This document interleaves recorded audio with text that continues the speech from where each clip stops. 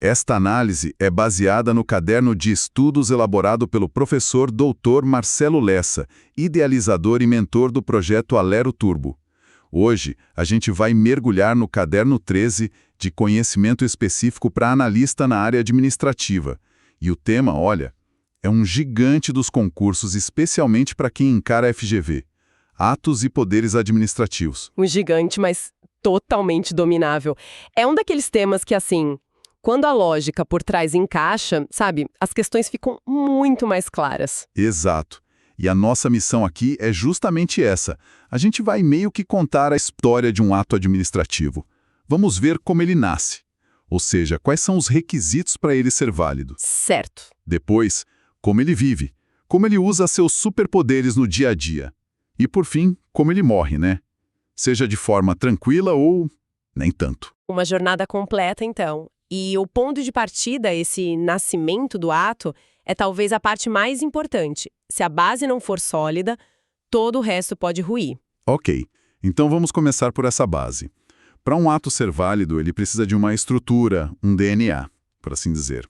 E o material do professor Lessa traz aquele mnemônico famoso, COFFOMOB. Isso mesmo, COFFOMOB. Essencial para memorizar. Vamos começar então pelo CO, competência. Perfeito. Competência responde à pergunta quem. Quem a lei autoriza a praticar aquele ato. É um poder-dever e a regra é que ele é irrenunciável, tá?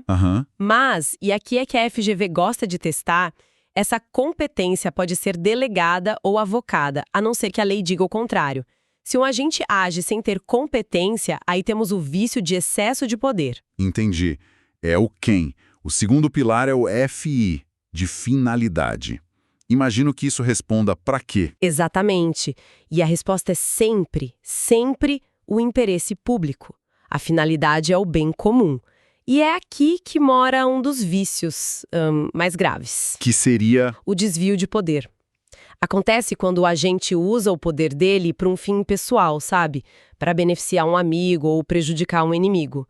Isso é um vício insanável. Espera um pouco, isso me gerou uma dúvida.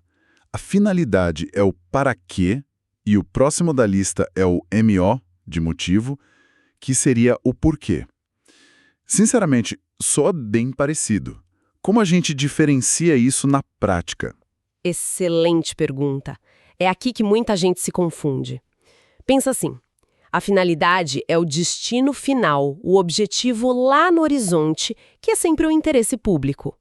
O motivo é o gatilho, a situação imediata que te faz começar a viagem. Ah, tá. Por exemplo, a finalidade de uma multa de trânsito é a segurança viária, né? O bem de todos. Já o motivo é o fato, o carro que furou o sinal vermelho. Boa. Agora clareou. Motivo é a causa imediata. Finalidade é a consequência maior que se busca. Isso. E sobre o motivo, tem uma coisa fundamental. A teoria dos motivos determinantes. Sei. Ela diz o seguinte: se a administração declara o porquê de um ato, ela fica presa à verdade daquele motivo. Se o motivo for falso, o ato é nulo. E isso vale até para os atos em que motivar não era obrigatório. Se falou porquê, está vinculado. Entendi.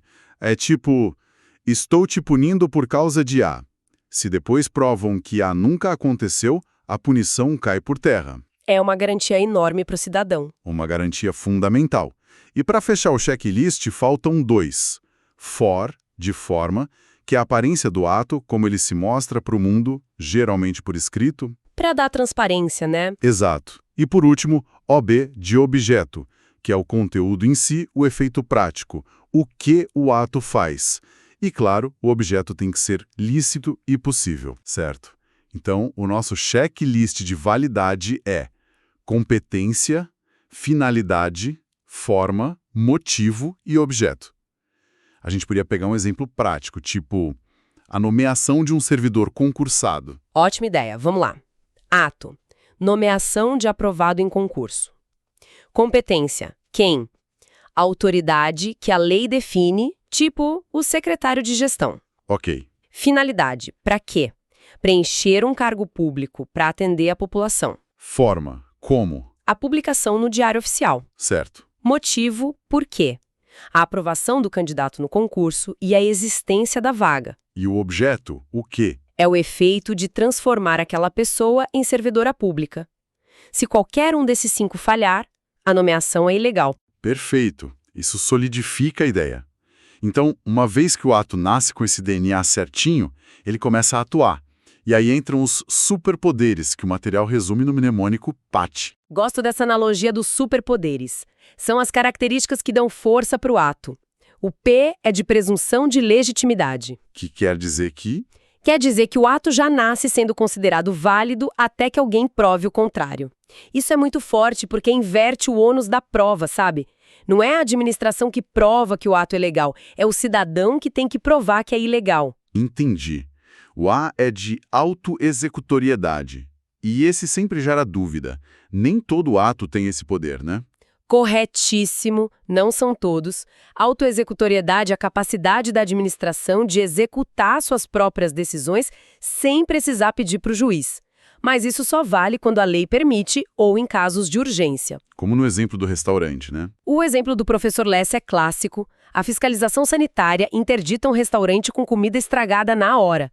É autoexecutório para proteger a saúde de todo mundo. Certo, então, para ver se eu peguei, se a prefeitura me multa no trânsito, o ato da multa em si tem imperatividade, mas a cobrança do dinheiro não é autoexecutória. Eles não podem tirar da minha conta, né? Exatamente essa a diferença. A cobrança da multa vai depender de um processo de execução fiscal se você não pagar. Você pegou o ponto central. Beleza. Os 2 últimos do PAT são mais diretos.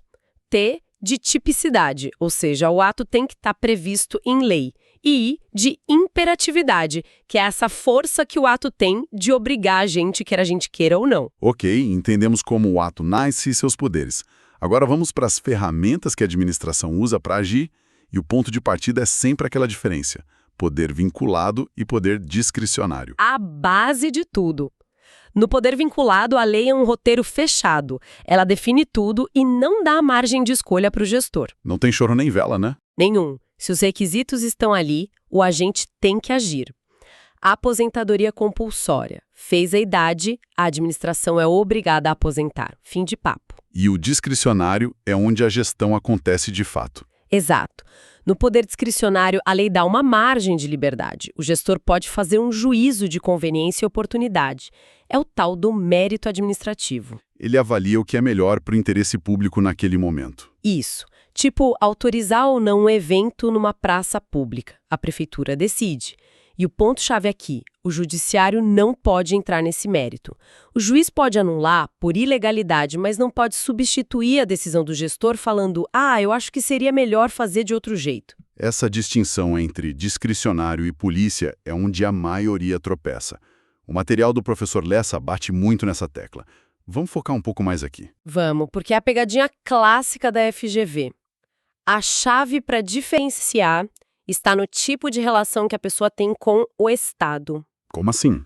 O poder disciplinar serve para punir quem tem um vínculo especial com a administração. O exemplo mais claro é o servidor público.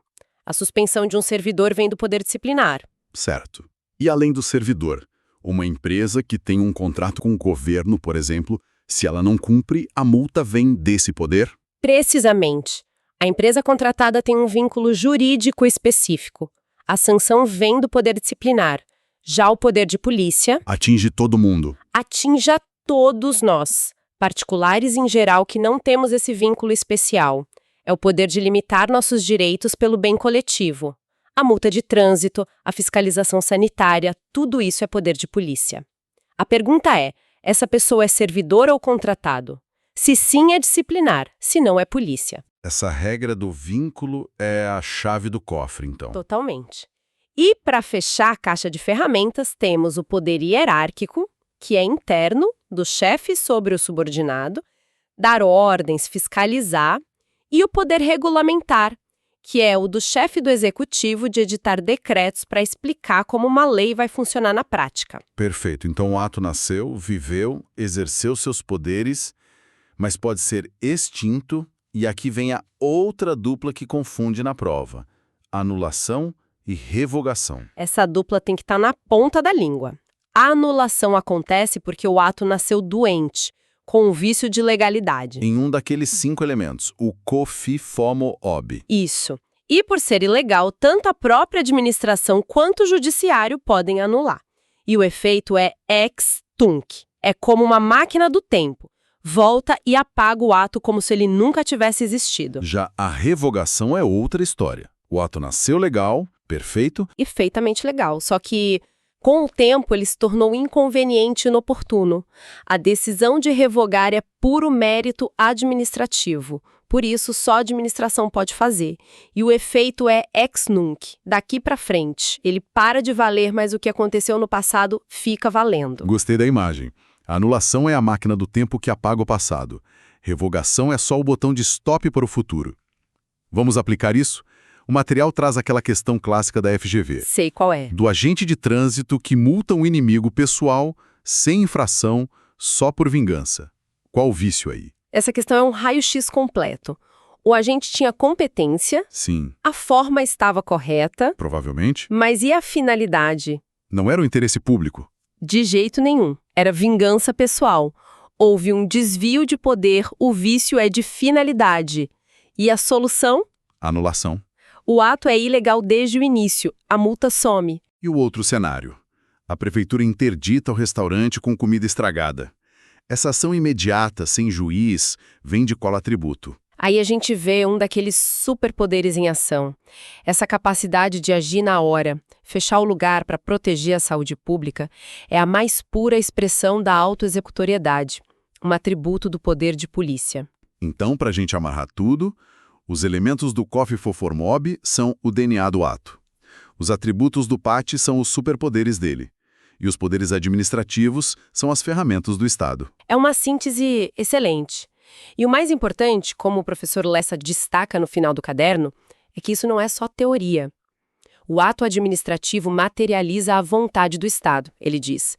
Conhecer seus limites garante que a atuação seja justa e legítima. É uma grande responsabilidade. Para um futuro analista, esse conhecimento é o que separa usar o poder para servir de usar para oprimir. E a reflexão final do caderno, com a citação, é muito forte. Sim, é uma conexão profunda. Ele cita Romanos 8,15. Porque não recebestes o espírito de escravidão, mas recebestes o espírito de adoção de filhos. A mensagem é que o poder do Estado não deve ser para oprimir, mas para cuidar. Uma reflexão para levar para a vida, não só para a prova. E isso me leva a uma última provocação para quem nos ouve. Pensando na teoria dos motivos determinantes, se um ato é feito com uma justificativa pública perfeita, mas a intenção secreta do gestor era puramente política, esse ato ainda seria válido? Fica a reflexão. Análise produzida a partir do conteúdo do projeto Alero Turbo sob autoria e orientação do professor Dr. Marcelo Lessa. Se esse conteúdo te ajudou, não esquece de se inscrever no canal e ativar o sininho das notificações, tá? Assim o YouTube te avisa assim que a próxima análise for liberada. Deixa aí nos comentários qual outro tema você gostaria de ver analisado. Até a próxima!